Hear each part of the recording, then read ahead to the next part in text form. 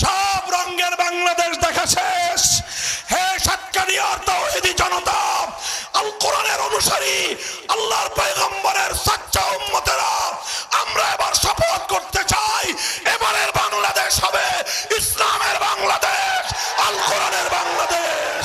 নারে তাকবীর, আল্লাহু আকবার। মামুনুল হক এগিয়ে চলো, আমরা আছি তোমার সাথে। মুক্তির রাজপথ, ইসলামী খেলাফত, অন্তর্মন্ত্রের দিন শেষ, খেলাফতের বাংলাদেশ। নারে তাকবীর। বসেন। এই ইসলামের বাংলাদেশ, খেলাফতের বাংলাদেশ গড়বার জন্য প্রস্তুত আছেন তো? মনে রাখবেন, এটা শুধুমাত্র বক্তৃতা দিয়ে হবে না। যারা মনে করেন মামুনুল হক সাহেব বক্তৃতা দিয়ে কায়েম করে ফেলবে, ভুল ধারণা। শুধু বক্তৃতা দিয়ে বিপ্লব আসে না, শুধু বিপ্লব দিয়ে, শুধু বক্তৃতা দিয়ে আদর্শের বিজয় হয় না।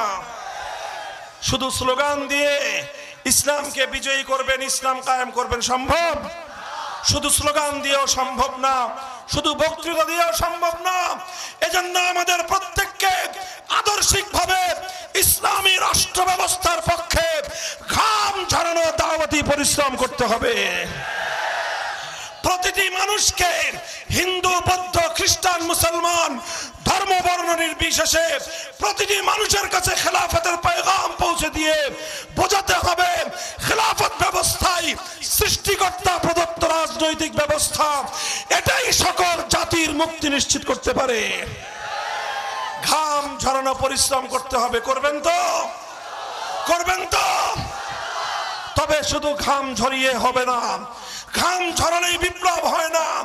ঘাম ঝরানো পরিশ্রমের পাশাপাশি আল্লাহর সাহায্যের প্রয়োজন। এজন্য চোখের অশ্রু দিয়ে আল্লাহর কাছে সাহায্য চাইতে হবে। চাইবেন তো?